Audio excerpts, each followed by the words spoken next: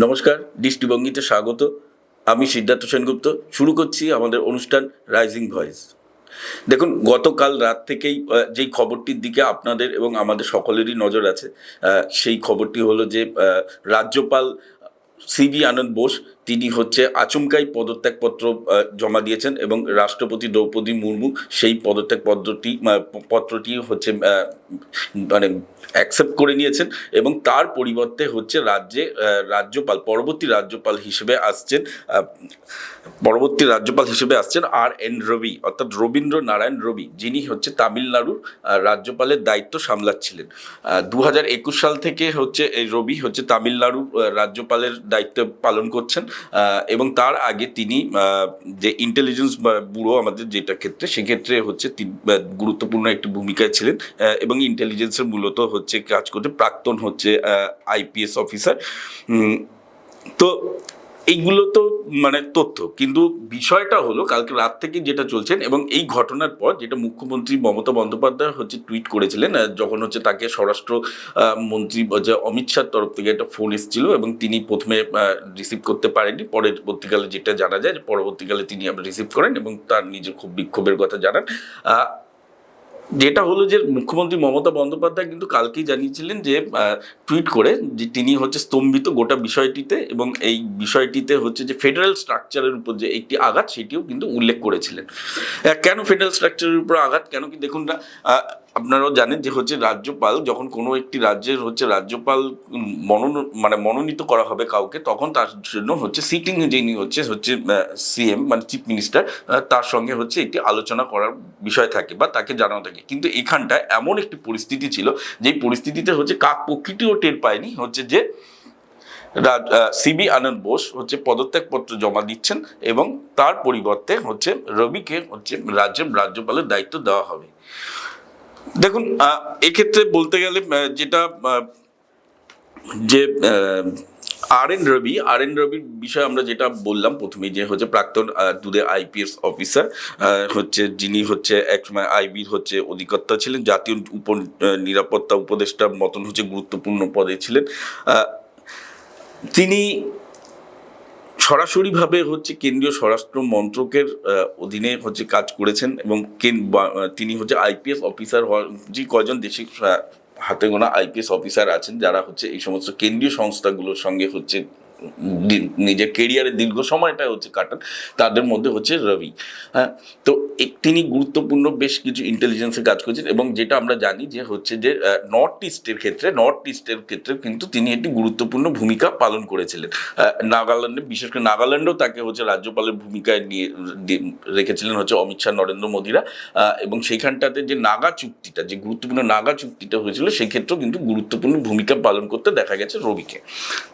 তো এই হলো রবির কেরিয়ার। কিন্তু যেটা বড় কথা সেটা হলো যে তামিলনাড়ুর রাজ্যপাল হিসেবেও কিন্তু যেখানটাতে রবির খুব একটি সুখ্যাতি কিন্তু নেই, বরং তামিলনাড়ুর মুখ্যমন্ত্রী স্ট্যালিনের সঙ্গে ক্রমাগত 2021 হচ্ছে তিনি হচ্ছে সালের থেকে তিনি হচ্ছে তামিলনাড়ুর হচ্ছে রাজ্যপালের ভূমিকা পালন করছেন, কিন্তু সেখানটাতে হচ্ছে কিন্তু স্ট্যালিনের সঙ্গে রীতিমতো হচ্ছে মানে প্রায়শই হচ্ছে ঠোকাঠুকি লেগে যেত। যেমন আমাদের রাজ্যে হচ্ছে জগদীপ ধনকর যখন ছিলেন, সেই সময়টাতে হচ্ছে রাজ্য সরকারের সঙ্গে জগদীপ ধনকরের যেমনি সম্পর্ক ছিল, ঠিক সেরকমই কিন্তু স্ট্যালিনের সঙ্গে বারবার স্ট্যালিনের সেই অভিযোগগুলো এসছে। বিধানসভাতে রাজ্যের একাধিক বিল আটকে রেখেছেন এবং নানা বিষয়তে হচ্ছে তিনি তার সঙ্গে স্ট্যালিন সরকারের হচ্ছে মতবিরোধ হচ্ছে সামনে এসছে। তো এই নিয়ে সুপ্রিম কোর্ট পর্যন্ত যাওয়া হয়েছিল, যে সুপ্রিম কোর্টের যেমনি নির্দেশ দিয়েছিলেন যে হচ্ছে রবিকে, যে কেন তিনি হচ্ছে রাজ্য সরকারের হচ্ছে তামিলনাড়ু সরকারের হচ্ছে বিলগুলোকে আটকে রেখেছেন, সেই ব্যাপারেও কিন্তু সুপ্রিম কোর্টকে হচ্ছে হস্তক্ষেপ করতে হয়েছিল। তো হেন রবিকে হচ্ছে আচমকাই হচ্ছে এই ভোটের যখন দৌড় গোড়াতে সেই পরিস্থিতিতে রাজ্যে পাঠাচ্ছেন অমিত শাহরা, তখন সেই ক্ষেত্রে বলতে হয় যে এর পেছনে কিন্তু একটি বৃহত্তর একটি ষড়যন্ত্র কিন্তু রয়েছে। ষড়যন্ত্র শব্দটি বলতে হয় কেন কি, দেখুন যেভাবে এই পুরো পরিস্থিতিটা হচ্ছে ক্রিয়েট করা হচ্ছে, তাতে কিন্তু বলা হয় যে ষড়যন্ত্রই করা হচ্ছে বলে মনে করছেন অনেকে। এমনিতেই এটা এসআইআর এর প্রক্রিয়া চলছে, সেই প্রক্রিয়াটি নিয়েও আচমকা এসআইআর এর প্রক্রিয়া শুরু হয়ে গেল। সেই প্রক্রিয়া নিয়ে হচ্ছে নানা ক্ষোভ বিক্ষোভ ছিল এবং তার যে জটিলতা সমস্যা, সেইগুলোর মুখে বাংলা ফেস করছে, সেই পরিস্থিতির যে এসআইআর এর যে সমস্যাগুলো হচ্ছে সেখানটা নিয়ে প্রশ্ন তোলা হচ্ছে যে এটা যেভাবে হচ্ছে নির্বাচন কমিশন এবং হচ্ছে বিজেপি কেন্দ্রীয় বিজেপি সরকারের একটি মানে নরেন্দ্র মোদী অমিত শাহরা একটি কৌশলে নির্বাচন কমিশনকে দিয়ে পশ্চিমবঙ্গে হচ্ছে মানে ক্ষমতা দখলের পথ প্রশস্ত করতে চাইছে এবং তার জন্য তারা বেশ কিছু নাম হচ্ছে বাতিল করার চেষ্টা চলছে, যেটা আমরা জানি যে হচ্ছে 60 লক্ষের উপর যে শনিবার দিন গত শনিবার যেটা 28শে ফেব্রুয়ারি যে তালিকাটি প্রথম যেই তালিকাটি হচ্ছে নির্বাচন কমিশন প্রকাশ করে তারপর দেখা গেল যে 60 লক্ষ মানুষের নাম হচ্ছে বিচারাধীন এবং হচ্ছে 3 লক্ষ নাম হচ্ছে ডিলিটেড অলরেডি হয়ে গেছে এবং 60 লক্ষ নাম বিচারাধীন। এর মধ্যে এই যে 60 লক্ষর মধ্যে হচ্ছে 6 লক্ষ মামলা হচ্ছে এখনো পর্যন্ত নিষ্পত্তি হয়েছে, বাকিগুলো কিন্তু এখনো ঝুলে রয়েছে বিচারাধীন হিসেবে। অথচ মে মাসের হচ্ছে মধ্যে কিন্তু মাঝামাঝি সময়ের মধ্যে কিন্তু আমাদের রাজ্যের নির্বাচনের প্রক্রিয়াটি সম্পন্ন করতে হবে, তা না হলে যেটা হবে যে হচ্ছে সাংবিধানিক যে একটা অস্থিরতা সেই অস্থিরতা তৈরি হবে, কারণ কিনা বর্তমান সরকারের মেয়াদ এই মে মাসে মাঝামাঝিটি শেষ হচ্ছে, ফলে তার মধ্যেই এই পুরো যে ভোটের প্রসেসটা সেটাকে হচ্ছে শেষ করতে হবে, এটা সংবিধানের নিয়ম অনুযায়ী। তো সেই জায়গাটার ক্ষেত্রে এই মে মাসে এখন সবচেয়ে বড় প্রশ্নচিহ্ন যেটা যে কদিন ধরে যেই বিষয়টি নিয়ে আলোচনা চলছে যে মে মাসের মাঝামাঝিতে আদৌ কি এই প্রক্রিয়াটি এসআইআর এর যে প্রক্রিয়াটি এখন চলছে সেটি কি হচ্ছে সম্পন্ন করা যাবে, যে এই যে মানুষ এত লাখ লাখ মানুষের নাম হচ্ছে বিচারাধীন আছে বা সাসপেক্টেড অবস্থায় আছে সেগুলোকে কি মানে সেই কাজগুলো কি সম্ভব। আপনারা জানেন যে কলকাতা হাইকোর্টের নির্দেশে হচ্ছে বিচারপতিদের হচ্ছে এই কাজগুলোকে হচ্ছে মানে সম্পূর্ণ করার জন্য হচ্ছে নিয়োগ করা হয়েছে রাজ্যের তরফে হচ্ছে মানে 505 জন হচ্ছে বিচারক, সেটা জেলা আদালত থেকে হোক দায়রা আদালত থেকে হোক এইভাবে এরকম 505 জন কাজ করছেন এবং এর মধ্যে আবার হচ্ছে আজকাল মধ্যেই হচ্ছে যেটা হচ্ছে চলে এসছেন উড়িষ্যা ঝাড়খণ্ড থেকে আরো 200 জন হচ্ছে বিচারক চলে এসছেন। তো তাহলেও মোট হচ্ছে ধরুন 705 জন মতন হচ্ছে বিচারক হচ্ছে, কিন্তু এই যে লাখ লাখ হচ্ছে যে ভোটারদের হচ্ছে যে বিচারাধীন আছে তাদের যে তথ্য যাচাইয়ের কাজটি এই কজন বিচারক হচ্ছে রাত দিন কাজ করে কতটা সম্পন্ন করতে পারবে তা নিয়ে কিন্তু ইতিমধ্যেই প্রশ্ন উঠে গেছে। হিসেব করে দেখা গেছে যদি হচ্ছে প্রত্যেকে পার ডে হচ্ছে 200 থেকে 300 জন, ম্যাক্সিমাম হচ্ছে 300, খুব বেশি হলে যেটা সম্ভব নয় তাহলে যদি হচ্ছে 300 জন ভোটারের হচ্ছে তথ্য যাচাই করেন তাহলেও কিন্তু এই প্রক্রিয়াটি এই আগামী হচ্ছে 1.5-2 মাসের মধ্যে সম্ভব নয়। ফলে যদি সম্ভব না হয় তাহলে সেক্ষেত্রে কি পরিস্থিতি হতে পারে, তাহলে হচ্ছে সাংবিধানিক যে হচ্ছে অস্থিরতা তৈরি হবে এবং সেক্ষেত্রে তখন কিন্তু গভর্নরের হচ্ছে রুলে কিন্তু হচ্ছে চলে যেতে হবে পশ্চিমবঙ্গকে। এক্ষেত্রে দেখুন আমরা যে আলোচনা করছিলাম এবং গতকালও আমরা এটা বলার চেষ্টা করছিলাম যে ইদানিং একটা বিজেপি যদি 2021-এর নির্বাচনের সময় যে পরিস্থিতিটা দেখা গেছিল যে একটা মারমার কাটকাট ব্যাপার এবং তারা যেন এই বুঝি তারা হচ্ছে বঙ্গ জয় করে ফেলছেন এবং তার সময়ের অপেক্ষা এবং তারা নানা রকমভাবে মানে তেড়ে ফুড়ে পুরো নেমেছেন। এবছর কিন্তু অদ্ভুত রকমের একটি সাইলেন্স কিন্তু হচ্ছে তারা বজায় রেখে গেছিলেন হচ্ছে বিজেপি। হ্যাঁ, তারা নিঃশব্দে একটি কাজ করে গেছেন এবং সে অর্থে হ্যাঁ কিছু রাজনৈতিক ইস্যু নিয়ে তো সবসময় বলতে হয়, কিন্তু সে অর্থে যেটা মানে ভোটের আগে যেই ধরনের রাজনৈতিক দলগুলোকে তেড়ে ফুড়ে ওঠা মানে দেখা যায় সেইভাবে কিন্তু নামতে দেখা যায়নি, যেটা কিন্তু আমাদের গত বিধানসভা নির্বাচনের সঙ্গে কিছুতেই মেলে, যা নিয়ে অনেকেই হচ্ছে সন্দেহ প্রকাশ করছিলেন এবং আশ্চর্য একটু অবাক হচ্ছিলেন, যে অবাক হয়ে তারা বলছিলেন যে কি হলো বিজেপি, তাহলে কি বিজেপি আগেই রণে ভঙ্গ করলেন? কিন্তু যেটা তখনই জানা যাচ্ছিল যে বিজেপি তলে তলে কিছু একটু কৌশল বানাচ্ছে, একবার একটি নতুন কৌশল সাজাচ্ছে। প্রথম কৌশলটা কিরকম হলো যেটা আপনারা দেখতে পাচ্ছেন এবং তা প্রমাণিত হচ্ছে যে অপারেশন বিহারের পর অপারেশন ওয়েস্ট বেঙ্গল, অপারেশন মানে বিহারে যেভাবে অপারেশনটা চালালো এবং হচ্ছে বিহার এই প্রসঙ্গে বলে নিতে হয় যখন এলোই বিহারের প্রসঙ্গ, যে অপারেশন বিহারের মাধ্যমে বিহারে যেভাবে করে ক্ষমতা দখল করলো এবং নীতিশ কুমারকে সামনে রেখে, এবং আপনারা দেখতেই পাচ্ছেন যে নীতিশ কুমারকে কিভাবে কৌশলে হচ্ছে আজকে রাজ্যসভায় মুখ্যমন্ত্রী পদ থেকে ইস্তফা দিয়ে হচ্ছে তাকে রাজ্যসভায় পুনর্বাসন দেওয়া হচ্ছে এবং কার্যত পুরো বিজেপি মানে বিহারের ক্ষমতাটি হচ্ছে বিহার বিজেপি হচ্ছে কিন্তু টেক ওভার করে নিচ্ছে, ফলে বিহারের ক্ষমতাটি কিন্তু ঠিক আস্তে করে কৌশলে হচ্ছে দখল করে নিল বিজেপি। তো এইটা হচ্ছে সেই যে মানে যেটা নিয়ে অনেকে বলেন, অনেকে বিরক্ত হন, যে দুই গুজরাটি অমিত শাহ এবং হচ্ছে নরেন্দ্র মোদী যেভাবে করে গোটা ভারতবর্ষে দখল করার পথে নেমেছেন, রাজ্যের পর রাজ্য যেই ধরনের কৌশল অবলম্বন করছেন তাদের, সেক্ষেত্রে এবার হচ্ছে তাদের অপারেশন বিহারের পর এবার তাদের টার্গেট হচ্ছে অপারেশন ওয়েস্ট বেঙ্গল, এবং যেন তেন প্রকারে যেন সেখানটা চাই, সেখানটাতে কোনো সংবিধান ধরুন, কোনো নীতি নিয়ম, কোনো কিছু তারা হচ্ছে তোয়াক্কা না করে যেন তেন প্রকারে যেন করতে চায়, এইটাই হচ্ছে মনোভাব। সেই জায়গাটা থেকে যেটা আমরা বললাম যে ওই এসআইআর এর মাধ্যমে যেটা অপারেশন বিহার হলো, সেই জায়গাটা থেকে কিন্তু এখন operation West Bengal, operation West বেঙ্গলে যেটা হচ্ছে, আমি যেটা বলতে বলতে বিহার প্রসঙ্গে চলে গেলাম। হ্যাঁ, তো এই এসআইআর যেটা বলছিল আপনাদের তথ্য দিয়ে, যে যেই ধরনের হচ্ছে বিচারাধীন, যে মানে অ্যাডজুডিকেশনের যেই মানে কেসগুলো আছে, সেই পেন্ডিং আছে, সেই কেসগুলো কিন্তু বিচারকদের প্রতি যা এখনো পর্যন্ত যে বিচারকদের হচ্ছে নিয়োগ করা হয়েছে তাতে কিন্তু সম্ভব নয় তো নির্দিষ্ট সময়ের মধ্যে। তো এইদিকে হচ্ছে রাজ্যে ইলেকশন কমিশনের যে হচ্ছে ফুল বেঞ্চ, তারাও হচ্ছে রাজ্যে চলে আসছেন, তারা এসে পুরো বিষয়টি খতিয়ে দেখবেন, দেখার পর তারা হচ্ছে ফিরে যাবেন দিল্লিতে, এবং সাধারণত যেটা হয়ে থাকে যে দিল্লিতে ফিরে গিয়ে তারা হচ্ছে নির্বাচনের দিনক্ষণ ঘোষণা করেন।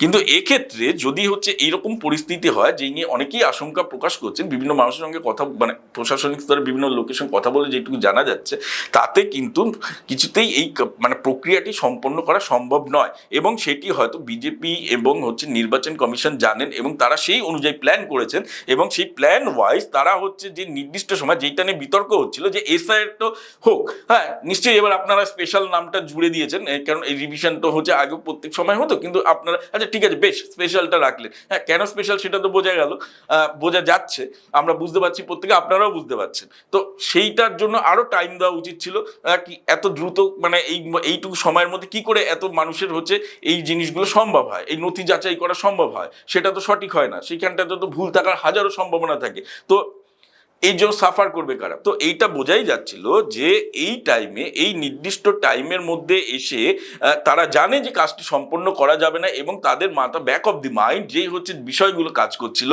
যে এই নির্দিষ্ট সংখ্যক বিজেপির এজেন্ডা অনুযায়ী যে নির্দিষ্ট সংখ্যক ভোটারকে হচ্ছে তারা হচ্ছে বাদ দিয়ে রাখতে চায়, এবং হচ্ছে একটি বিশেষ শ্রেণীর মানুষকে, বিশেষ সম্প্রদায়ের মানুষকে তারা হচ্ছে ভোটদানের থেকে বিরত রাখতে চায়, সেই কৌশলটিকে হচ্ছে নির্বাচন কমিশনের মাধ্যমে হচ্ছে তারা সম্পন্ন করতে চাইছিলেন। ফলে তারা কি হলো, বিজেপির নেতারা কিন্তু এতদিন ধরে একটু নীরবতায়, কার্যত অনেকটাই নীরবতা পালন করছেন, নীরবে তারা কাজ করে যাচ্ছিলেন, এবং যেটা হলো যে এই তো এসআইআর নিয়ে চলছিল বিতর্ক, তার মধ্যে দিয়ে বড় ঝটকা দিলেন হচ্ছে, যেটা সারপ্রাইজ দিলেন হচ্ছে বাংলার মানুষকে, সেটা হলো যে হচ্ছে সিবি আনন্দ বোসকে ইস্তফা দিয়ে হচ্ছে রবিকে হচ্ছে রাজ্যে পাঠানো। যে রবি সম্পর্কে বললাম, যে এমন একজন মানুষকে যাকে যিনি কিনা হচ্ছে এইখানটাতে বিজেপি অমিত শাহের হচ্ছে অনেকটা স্বরাষ্ট্র মন্ত্রকের অনেকটা হচ্ছে অঙ্গুলি হেলনে তারা চলবেন।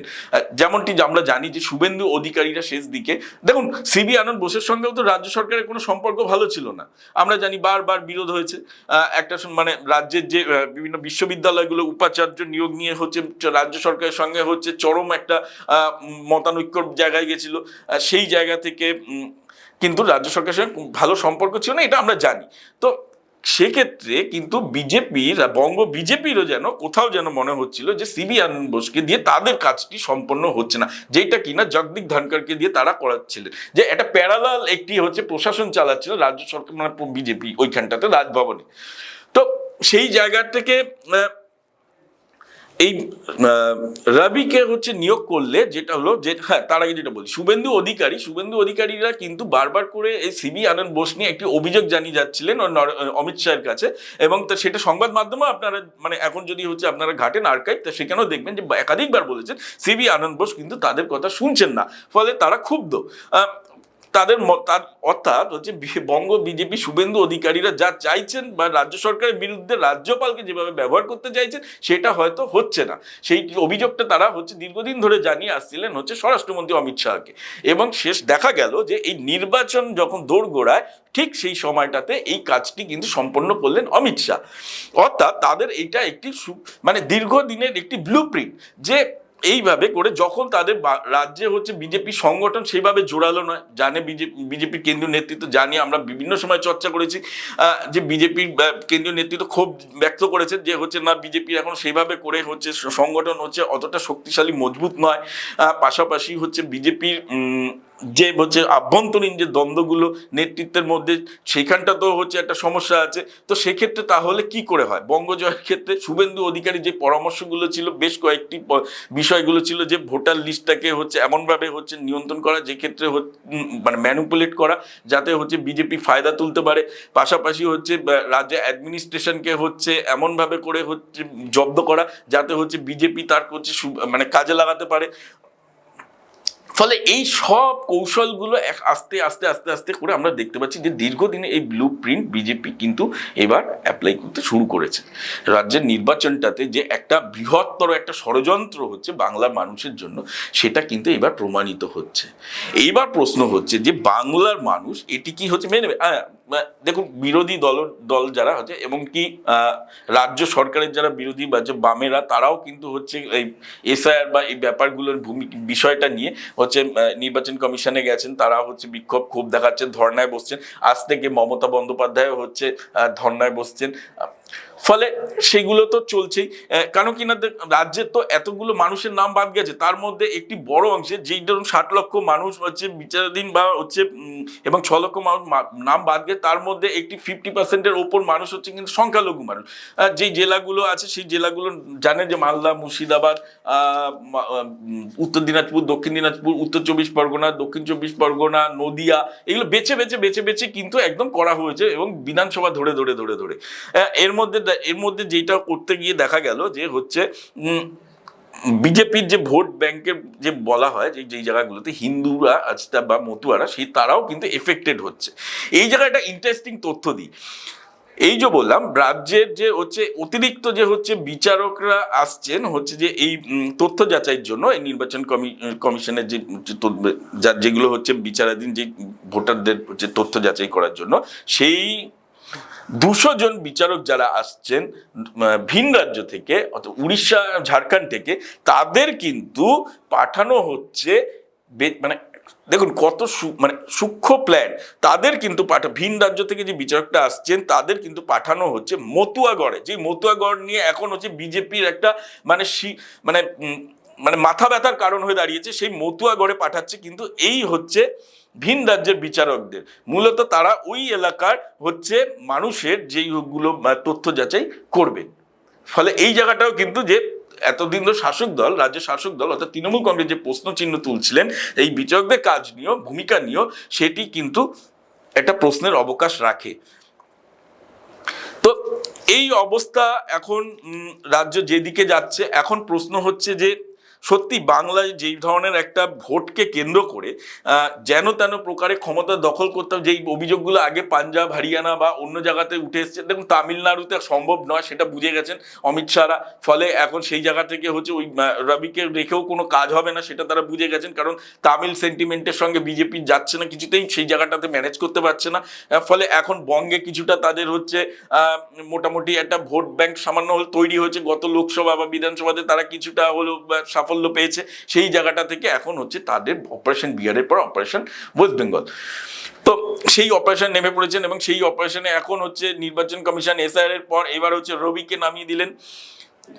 এই জায়গায় এখন বড় প্রশ্ন চিহ্ন হচ্ছে সাধারণ বাঙালিরা কিভাবে হচ্ছে মানে, যেই বাঙালিদের দিনের পর দিন হচ্ছে দেখা যাচ্ছে যে বিজেপির কেন্দ্রীয় নেতৃত্ব লাগাতার অপমান করে যাচ্ছে। এই যে নাম বাদ গেছে, সেই নাম বাদ যাওয়া নিয়েও, বা হচ্ছে যে বিচারাধীন আছে তা নিয়েও তারা বলে গেছেন যে এরা হচ্ছে রোহিঙ্গা, এরা হচ্ছে অনুপ্রবেশকারী। মানে এমনভাবে দাগিয়ে দেওয়া হচ্ছে যেন হচ্ছে বাংলার মানুষেরা হচ্ছে সব হচ্ছে রোহিঙ্গা, অনুপ্রবেশকারী। তারা বাইরে কাজ করতে গেলে তাদেরকে হচ্ছে কিভাবে হেনস্থার শিকার হতে হচ্ছে। এই ধরনের একটা যখন পরিস্থিতি, সেই ধরনের রাজনৈতিক দল একটি যখন হচ্ছে এই রাজ্যে ক্ষমতা দখলের জন্য যখন তারা একটি ব্লুপ্রিন্ট তৈরি করেছে, সেইটা কি বাঙালি মেনে নেবে?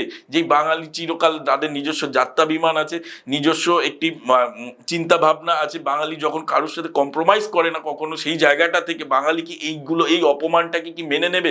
যখন হচ্ছে বাঙালি জাতি একটি অস্তিত্ব সংকটে আছে, সেই ক্ষেত্রে কি এটা মেনে নেবে? এখন সেটাই দেখার, বিজেপির এই দুই গুদাটি অমিত শাহ নরেন্দ্র মোদীর যে ব্লু প্রিন্ট, সেই ব্লু প্রিন্টটা কি হচ্ছে সাকসেসফুল হতে দেবে বাংলার মানুষ? এখন সেইটাই হচ্ছে দেখা, আগামী দিনে সেটা আমরা দেখব। আপনারা কি ভাবছেন, যে আপনারাও কি এই বিষয়টাকে মেনে নিচ্ছেন? সরাসরি আমাদের কমেন্ট বক্সে আপনাদের মতামত জানান এবং দেখতে থাকুন, সঙ্গে থাকুন দৃষ্টিভঙ্গি।